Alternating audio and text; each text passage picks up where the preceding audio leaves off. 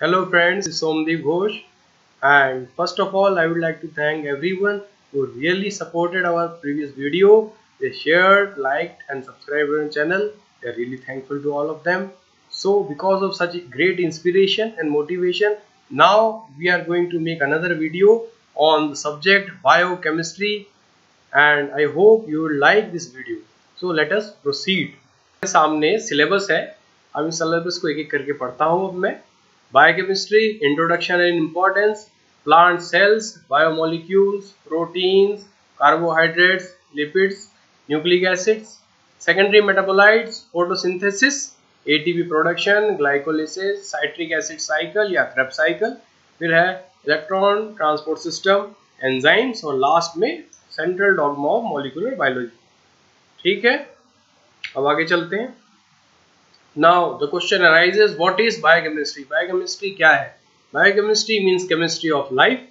ठीक है, और बायोकेमिस्ट्री सबसे इंपॉर्टेंट क्या है कि ह्यूमन बीइंग्स या कोई भी एनिमल, कोई भी ऑर्गेनिजम्स के अंदर चलने वाली बायोलॉजिकल प्रोसेस को केमिस्ट्री के प्रिंसिपल से अगर स्टडी किया जाए तो इसे ही बायोकेमिस्ट्री कहेंगे। Let's move forward. अब है आपके सामने इंपॉर्टेंस ऑफ बायोकेमिस्ट्री।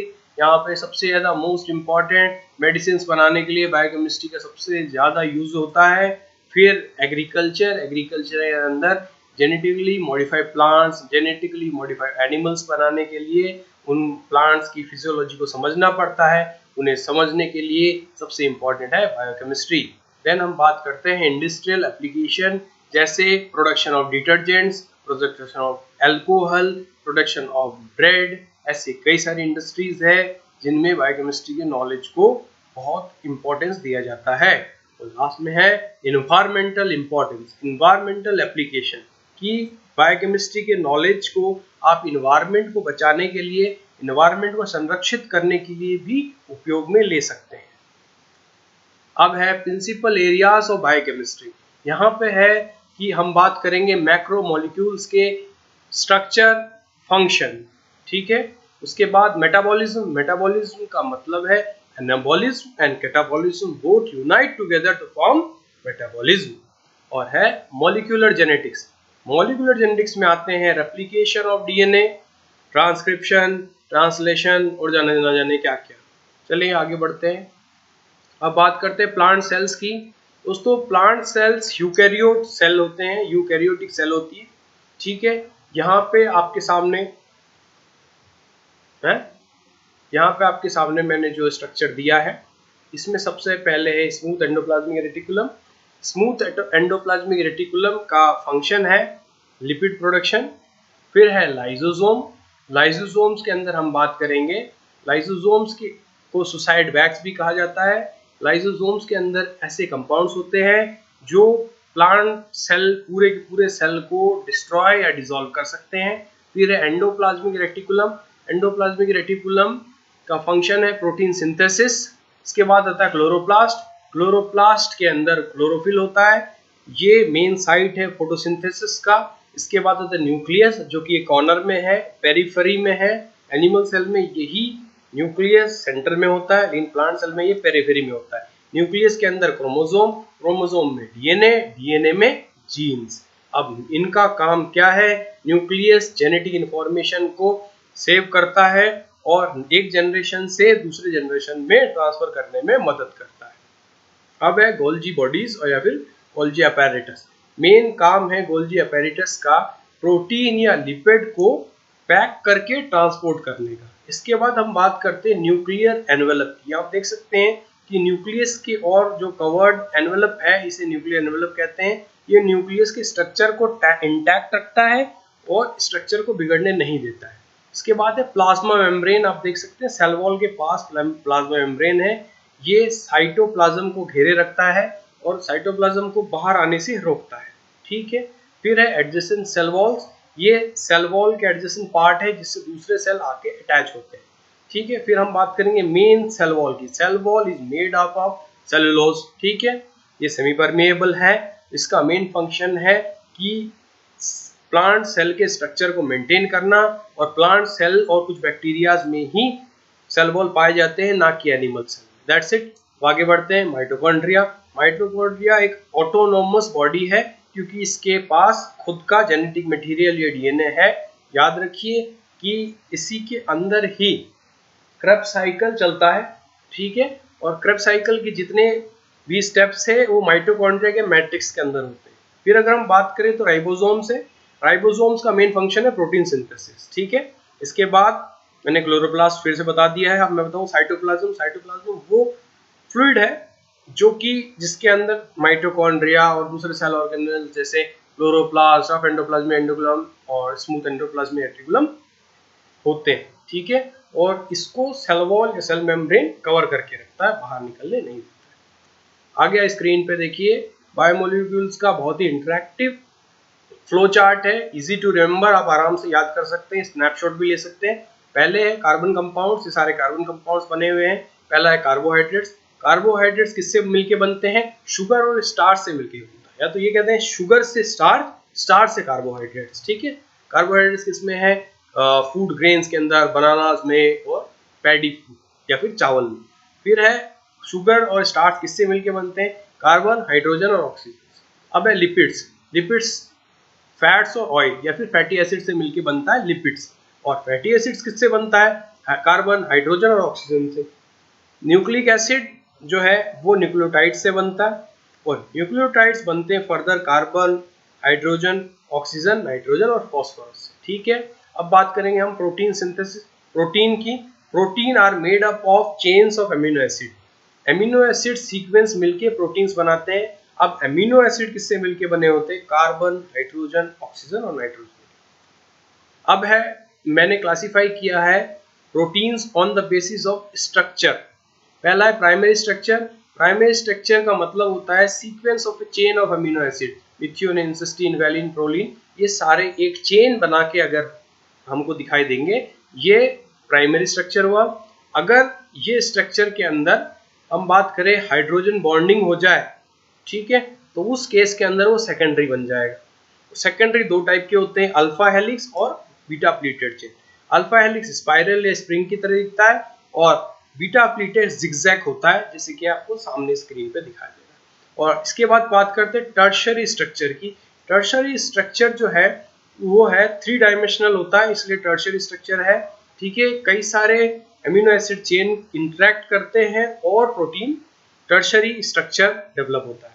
फिर है क्वाटरनरी स्ट्रक्चर। क्वाटरनरी स्ट्रक्चर जो है कई सारे अमीनो एसिड्स को मिलके बनता है, जैसे हीमोग्लोबिन मॉलिक्यूल, वो कई सारे अमीनो एसिड से मिलके बनते हैं। और हीमोग्लोबिन सबसे इंपॉर्टेंट पिगमेंट है रेड ब्लड सेल्स में, इसके वजह से हमारा ब्लड रेड कलर का है।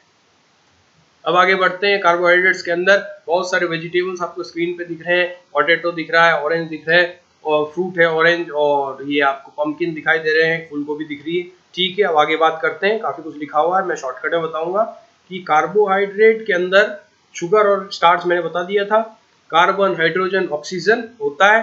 इसमें हाइड्रोजन और ऑक्सीजन का रेशियो 2:1 होता है, और इसके एम्पेरिकल फॉर्मूला जरा देख लीजिए, CmH2O होल N, लेकिन ये सिर्फ मोनोसैकेराइड्स के लिए एप्लीकेबल है। अब है लिपिड्स की बात करते हैं। लिपिड्स मैंने आपको बताया फैटी एसिड्स, ठीक है। फैटी एसिड्स के अंदर मैंने कई सारे इधर दिखाए हैं आपको। पहला है कोलेस्ट्रॉल, ठीक है, काफी कॉम्प्लेक्स मॉलिक्यूल है, ये भी लिपिड है। फिर आ रहा है फ्री फैटी एसिड्स, ठीक है। फ्री फैटी एसिड्स के अंदर एक सिंगल सेगमेंट ऑफ चेन है, ठीक है, ये है मोनोग्लिसराइड। फिर है नीचे आप देख सकते हैं ये है डाइग्लिसराइड, और जब ये सिंगल और डबल ये दोनों मिलके ट्राइग्लिसराइड बनाते हैं तो इसमें 3 चेन्स हो जाती है किसकी? फैटी एसिड्स की। और आप देख सकते हैं नीचे मैंने लिखा है फॉस्फोलिपिड। अगर हम बात करें फॉस्फोलिपिड्स के अंदर, यही फैटी एसिड चेन के अंदर फॉस्फेट ग्रुप अगर ऐड हो जाता है तो ये फॉस्फोलिपिड होता है। यहाँ डेफिनेशन सिंपल सी है कि यहाँ पे lipid is loosely defined term of substance of biological origin that are soluble in non polar solvents. Non polar solvents के अंदर ये आसानी से घुल जाते हैं। इनके एग्जांपल्स है fat, waxes, sterols, fat soluble vitamin, vitamin A, D, E, K, ठीक है। फिर है मोनोग्लिसराइड, डाइग्लिसराइड, ट्राइग्लिसराइड और फॉस्फोलिपिड्स, ठीक है। हो गया, आगे चलते हैं। अब है क्लासिफिकेशन ऑफ लिपिड्स। लिपिड्स 2 भागों में बांटे गए हैं, पहले फैटी एसिड, दूसरा ग्लिसराइड। अब एक बार ध्यान से देखें, स्क्रीन पे फैटी एसिड्स। फैटी एसिड्स दो तरीके के हैं, saturated fatty acids and unsaturated. ये बटर और घी जितने हैं ये सारे सैचुरेटेड है। अनसैचुरेटेड में आते हैं वेजिटेबल ऑयल, ठीक है। फिर एक ग्लिसराइड्स में न्यूट्रल ग्लिसराइड और फॉस्फोग्लिसराइड, ठीक है। और इन सेंटर दिखा रखा है नॉन ग्लिसराइड, जिनमें ग्लिसरॉल नहीं है, और एक कॉम्प्लेक्स जिसमें है। That's it. एक बार समाप्त करूं, फैटी एसिड्स सैचुरेटेड अनसैचुरेटेड, ठीक है। फिर नॉन ग्लिसराइड एंड कॉम्प्लेक्स, उसके बाद ग्लिसराइड, ग्लिसराइड में न्यूट्रल एंड फॉस्फोग्लिसराइड। अब है न्यूक्लिक एसिड्स। न्यूक्लिक एसिड्स में मैंने पहले ही लिखा है 5 carbon sugar plus phosphate group plus nitrogenous base. अगर ये तीनों मिल जाए तो न्यूक्लिक एसिड बनेगा, that is pentose sugar, phosphate group and nitrogenous base, ठीक है। न्यूक्लिक एसिड, यहाँ मैंने टेबल दिखाया, nucleic acid is made of nucleotides. Nucleotide दो चीजों से मिलकर बनता है, ध्यान से सुनिए, डेफिनेशन भी है। Nucleotides are made up of nucleoside plus phosphoric acid, या फिर न्यूक्लियोसाइड और फॉस्फोरिक एसिड मिलके बनते हैं न्यूक्लियोटाइड्स, ठीक है। अब न्यूक्लियोसाइड की हम बात कर रहे हैं। न्यूक्लियोसाइड दो चीजों से मिलके बनता है, वो है नाइट्रोजनस बेसिस और शुगर, ठीक है। अब नाइट्रोजनस बेसिस में आते हैं प्यूरिन और पिरामिडिन, हम सब जानते हैं। तो प्यूरिन्स दो टाइप के होते हैं, एडेनिन और गुआनिन। आप इसको याद रख सकते हैं, प्योर एजी, ठीक है। प्यूरिन में एडेनिन और गुआनिन, और पिरामिडिन्स में है साइटोसिन, यूरेसिल और थाइमिन, ठीक है। अब ये साइड में मैं दिखा रखा है शुगर। शुगर यहाँ पे टू टाइप्स के, ribose sugar and deoxyribose. It's very scoring flow chart, you must make it, ठीक है। अब सेकेंडरी मेटाबोलाइट्स की बात करने वाला हूँ। अब शॉर्टकट में आपको बताऊंगा, थ्योरी आपके सामने है। यहाँ लिखा है कि सेकेंडरी मेटाबोलाइट्स जो है वो प्लांट्स के कोई भी ग्रोथ, नॉर्मल ग्रोथ में, डेवलपमेंट में, रिप्रोडक्शन में काम नहीं आते हैं। ये काम आते हैं किसी भी प्लांट को अपना बचाव करने के लिए, या फिर दूसरे प्लांट, दूसरे एनिमल से, दूसरे इंसेक्ट से अपना बचाव करने के लिए, ठीक है। तो ये एक तरीके से डिफेंस मैकेनिज्म है सेकेंडरी मेटाबोलाइट एक प्लांट का। लेकिन ह्यूमन बींग्स ने उसके इस इवोल्यूशन को अपने फायदे के लिए यूज किया। वो सेकेंडरी मेटाबोलाइट्स को अब यूज कर रहे हैं मेडिसिन में, फ्लेवरिंग एजेंट्स माने फ्लेवर को बढ़ाने में, और डाइज यानी कलर्स में। अब देखिए एक टेबल आगे सामने आएगा, यहाँ पे टेबल बना रखा है पिगमेंट्स, जैसे कैरोटिनॉइड्स और एंथोसाइन, दैट्स इट। एल्कोलॉइड्स के अंदर बने ऐसे कंपाउंड्स या ड्रग्स, वो है मॉर्फिन और कोडीन। फिर है terpenoids, monoterpenes, diterpene etcetera. Essential oil में लेमन ग्रास फ्रेग्रेंस के लिए यूज होता है, परफ्यूम इंडस्ट्रीज में यूज होता है। अब टॉक्सिन्स में दो है, एक एब्रिन और राइसिन, ठीक है। फिर है लेक्टिन्स में कॉनकैनावेलिन ए, ठीक है। अब ड्रग्स में आ गया विनब्लास्टिन और कुरकुमिन। विन का रोजिया नाम का प्लांट है, उससे मिलता है विनब्लास्टिन कंपाउंड, जो कि कैंसर ट्रीटमेंट में यूज होता है। कुरकुमिन मिलता है हल्दी, that is that is Curcuma longa, that is हल्दी से, और ये एंटीबायोटिक एनाल्जेसिक इफेक्ट है। फिर है पॉलीमर्स के अंदर रबर, गम और सेलुलोज। रबर मिलता है हेविया ब्रासिलेंसिस प्लांट से, गम्स मिलता है गवार गम, सेलुलोज मिलता है आपको कॉटन से, दैट्स इट। अब है फोटोसिंथेसिस की हम बात करते हैं। फोटोसिंथेसिस प्लांट के लीव्स में होते हैं, वहां कहाँ, स्टोमेटा में कहाँ, क्लोरोप्लास्ट, ठीक है।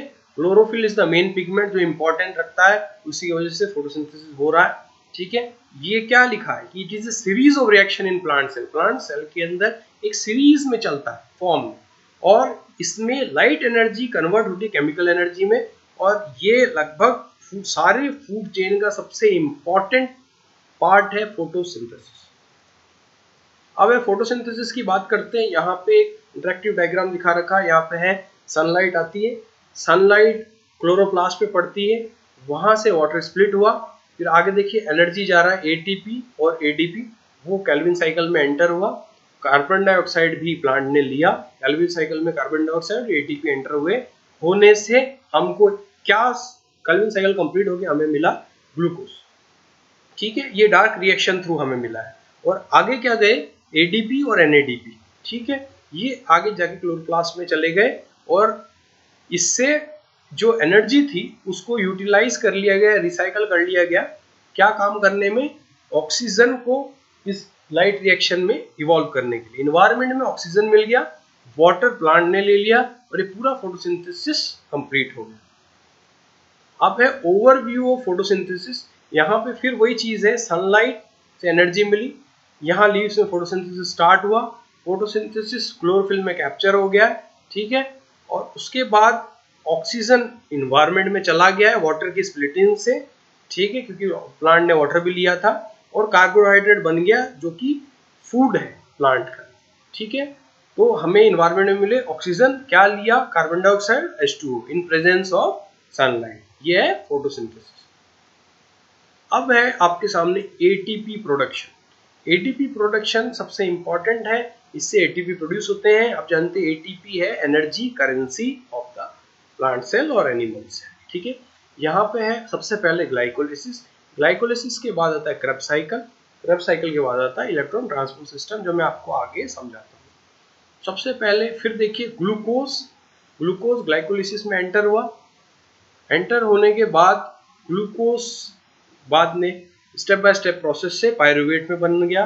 पायरुवेट जो था ये अमीनो एसिड था, वो कन्वर्ट हो गया फैटी एसिड्स में, और फिर जो एसिटाइल कोएंजाइम है वो साइट्रिक एसिड साइकिल, ये क्रेब्स साइकिल के अंदर आ गया है, और उससे एडीपी एटीपी में कन्वर्ट हो गया, कार्बन डाइऑक्साइड इवॉल्व हो गई है, बाहर निकल गई है, और हाई एनर्जी इलेक्ट्रॉन और हाइड्रोजन्स ये जो बचे साइट्रिक एसिड क्रेब्स साइकिल से, ये इलेक्ट्रॉन ट्रांसपोर्ट सिस्टम में एंटर कर गए, ठीक है, और ऑक्सीजन H2O में बदल गया। यहाँ आप तीन जगह देख सकते हैं, ग्लाइकोलिसिस में एडीपी से एटीपी बना, साइट्रिक एसिड क्रेब्स साइकिल में एडीपी से एटीपी बना, और इलेक्ट्रॉन ट्रांसपोर्ट सिस्टम से भी एटीपी बना, माने यहाँ एनर्जी करेंसी बढ़ती ही जा रही है। अब है ग्लाइकोलिसिस, बहुत ही सिंपल मॉडल है, ठीक है। अब मैं यहाँ पे एंजाइम्स नहीं बताऊंगा, आपको डायरेक्ट इसके स्टेप्स बताऊंगा, आप याद करने की कोशिश कीजिए।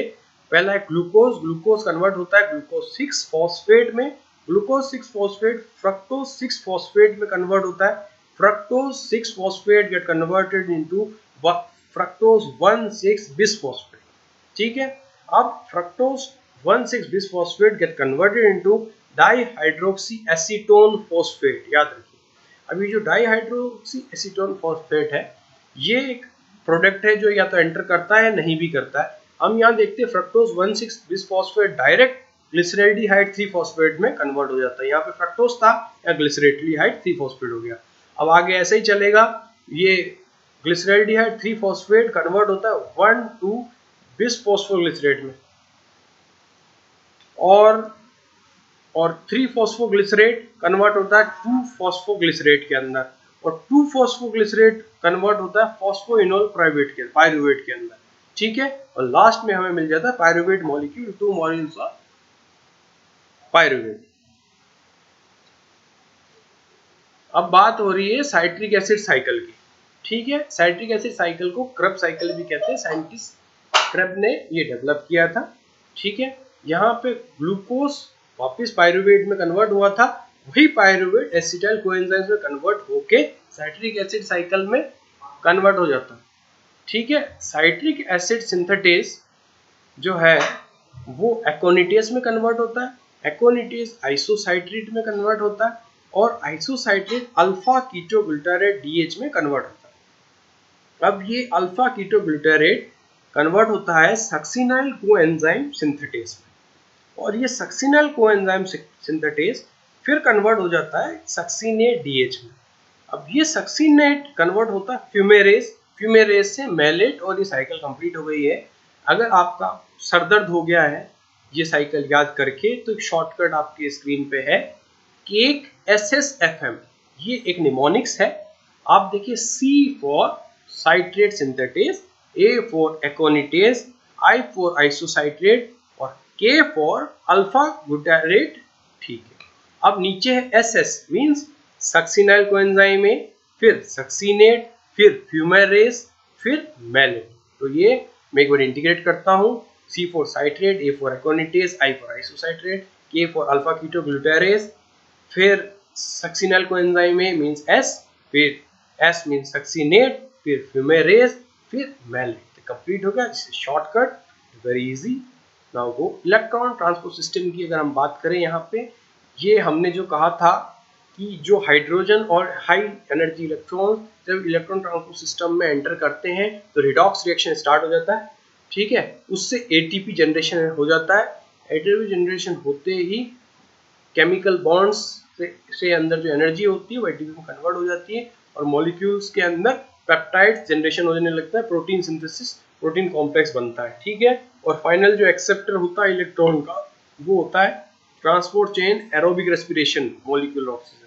माने अब जो इलेक्ट्रॉन ट्रांसपोर्ट सिस्टम है ये धीरे धीरे एरोबिक रेस्पिरेशन की ओर बढ़ता जा रहा है। हो गया। अब है एंजाइम्स। एंजाइम सबसे इंपॉर्टेंट टॉपिक है, अगर आपने फिर आगे का नहीं सुना है तो ये गौर से सुन लीजिए। एंजाइम्स बायोकैटलिस्ट होते हैं, ये किसी रिएक्शन को इनिशिएट नहीं करते हैं, सुन लीजिए नहीं करते हैं, लेकिन किसी भी रिएक्शन बायोमोलिकुलर रिएक्शन को बहुत मिलियंस ऑफ टाइम फास्टर कर देते हैं। ठीक है, ये स्पीड बढ़ा देते हैं। ठीक है, और लेकिन एंजाइम्स या स्क्रीन पे दिखा रखा ये इसका ओरिजिनल व्यू है किसी भी एंजाइम का। और एंजाइम अपना शेप चेंज नहीं करते हैं, शेप चेंज सबस्ट्रेट का होता है, वो प्रोडक्ट में चेंज हो जाते हैं। यहाँ पे लॉक एंड की मैंने दिखाया है, यहाँ जो की है इट इज एंजाइम, लॉक है सबस्ट्रेट। अब यहाँ देख सकते हैं आप गौर से, एंजाइम प्लस सबस्ट्रेट मिला, एंजाइम सबस्ट्रेट कॉम्प्लेक्स बना, enzyme substrate complex change into enzyme, और एंजाइम एज इट इज रह गया, हमें प्रोडक्ट मिल गया। सबस्ट्रेट यहाँ था और on the next side of reaction we got the products. ठीक है, इसी के जस्ट नीचे मैंने लिखा है हाउ डू एंजाइम्स वर्क। यहाँ कुछ नहीं है, एंजाइम से सबस्ट्रेट आके बाइंड करते हैं, उससे एंजाइम सबस्ट्रेट कॉम्प्लेक्स बनता है, और कुछ ही टाइम के बाद क्योंकि enzyme substrate complex is completely unstable इसलिए प्रोडक्ट्स बन जाते हैं। Enzyme remains as it is, जैसे कि पहले बताया था। अब ये है एक इंपॉर्टेंट चीज कि एंजाइम्स, ठीक है, एंजाइम्स में दो साइड होते हैं, एक होता है एक्टिव साइट, एक होता है एलोस्टेरिक साइट। एक्टिव साइड पे आपके ऐड होता है सबस्ट्रेट और कुछ ही टाइम बाद बन जाता है प्रोडक्ट, ये लिखा हुआ। लेकिन आप नीचे देखें मैंने लिखा है इनहिबिशन। कुछ इनहिबिटर्स होते हैं, एंजाइम इनहिबिटर्स जिनको कहते हैं, वो इस एलोस्टेरिक साइड माने एक्स्ट्रा साइड जो कि एक्टिव साइड नहीं है इसलिए एलोस्टेरिक साइड कह रहे हैं, यहाँ पे आके इनहिबिटर जुड़ते ही इसने एक्टिव साइड को बंद कर दिया। अब बंद करते ही कितने भी सबस्ट्रेट आ जाए अब ये रिएक्शन प्रोसीड नहीं होगी और प्रोडक्ट नहीं बनेगा। इस कंडीशन को कहते हैं एंजाइम इनहिबिशन। और ये जो कंपाउंड्स होते हैं इन्हें कहते हैं एंजाइम इनहिबिटर। इनके एग्जांपल्स है गाबा, GABA। ठीक है, ये टॉक्सिन्स होते हैं, नर्व टॉक्सिन। अब है central dogma of molecular biology. अगर आप अभी तक सो रहे हैं तो जाग जाइए, it is the soul of biochemistry. ठीक है, अब हम बात करेंगे DNA, RNA और प्रोटीन की। सेंट्रल डॉगमा क्यों कहा गया, ये पॉइंट आपको बायोटेक्नोलॉजी में भी यूजफुल होगा। ठीक है, सबसे पहले हम कह रहे हैं DNA फुल फॉर्म याद कर लीजिए, डीऑक्सीराइबो न्यूक्लिक एसिड। DNA का एक सेगमेंट जिसे पेरेंट कहते हैं, जब उसके ऊपर एक और वो टेम्पलेट, इसका मतलब एक और सेगमेंट बनाता है with the help of replication, ये हो गया रेप्लिकेशन DNA का। अब रेप्लिकेशन होने के बाद वो DNA मॉलिक्यूल या फिर चेन RNA में ट्रांसफर हो जाए तो वो होता है ट्रांसक्रिप्शन। तो DNA से RNA का बनना ट्रांसक्रिप्शन, RNA से प्रोटीन का बनना ट्रांसलेशन। वेरी इजी, आप किताबी लैंग्वेज लिख सकते हैं, मैं सिंपल समझाऊंगा, समझिए, रटिए मत। रेप्लिकेशन होना DNA का, जैसे रेप्लिकेशन, एक DNA से दूसरा सेगमेंट बनना रेप्लिकेशन, DNA से RNA बनना ट्रांसक्रिप्शन, और RNA से ट्रांसलेशन, RNA से प्रोटीन बनना इट इज ट्रांसलेशन। कई बार यहाँ मैंने लिखा रिवर्स ट्रांसक्रिप्शन। कुछ वायरसेस है जैसे human influenza virus, HIV virus, उनमें कुछ ऐसे रिवर्स ट्रांसक्रिप्टेज एंजाइम होते हैं जो इनमें RNA होते हैं, लेकिन वो RNA को DNA में कन्वर्ट कर लेते हैं जब वो होस्ट सेल में घुस जाते हैं। किसके हेल्प से, रिवर्स ट्रांसक्रिप्टेज एंजाइम से। इस कंडीशन को कहते हैं reverse transcription. This is just for your extra knowledge, otherwise it is completely done. और अब देखिए central dogma of molecular biology. यहाँ पे फिर मैं आपको समझाऊंगा, ये थोड़ा और इंटरेक्टिव है, प्रैक्टिकल है। यहाँ पे ऊपर आप देख सकते हैं कि DNA का सेगमेंट है, ATGC फुल फॉर्म बताता है, एटनिन, थायमिन, फिर गुआनिन, साइटोसिन, इनकी कौन कौन से बॉन्ड होते हैं ये आप मेरे को कमेंट में लिख दीजिएगा। ठीक है, DNA का टेम्पलेट बना, नीचे आपने देखा, और DNA पे RNA बनना स्टार्ट हुआ। तो अब क्या हुआ, फिर वही DNA to RNA transcription and RNA to protein is translation. तो ऐसे कंप्लीट हो जाता है। और इससे पहले सबसे इंपॉर्टेंट दो सर्कल्स आपके सामने आए हैं, ये इंटरेक्टिव है, आपको याद करने में आसानी होगी। ट्रांसक्रिप्शन के कुछ पॉइंट्स हैं। डीएनए का एमआरएनए में बनना, कन्वर्ट होना, ट्रांसक्रिप्शन। ट्रांसक्रिप्शन कहाँ होता है? न्यूक्लियस के अंदर। ये किस एंजाइम के कारण होता है? रिक्वायर्स आरएनए पॉलीमरेज, याद कर लीजिए। ठीक है, फिर लिखा हुआ है डीएनए का आरएनए में कन्वर्ट होना, ट्रांसक्रिप्शन। फिर ट्रांसलेशन की अगर मैं बात करूं, यहाँ लिखा है product of translation is a polypeptide chain that becomes protein. मतलब जो ट्रांसलेशन हो जाता है तो हमें क्या गेन होता है? प्रोटीन। ठीक है, ये कहाँ होता है? सेल्स के राइबोसोम। जब मैंने आपको प्लांट सेल पढ़ाया था तो राइबोसोम आपको बताया था, उसमें ये रिएक्शन होती है और जो आरएनए है वो प्रोटीन में कन्वर्ट हो जाता है। और इसके यूजेस इस समय, इस टाइम कई सारे रिएजेंट्स काम आते हैं और इससे आरएनए प्रोटीन में कन्वर्ट हो जाता है। Friends, thank you very much for watching this video. I hope you really enjoyed this video. और मैं आपसे यही कहना चाहूँगा कि अब अपने एग्ज़ाम अच्छे से दें, पढ़ाई करें और रटिए ना, बातों को समझने की कोशिश करें। Thank you very much for watching this video.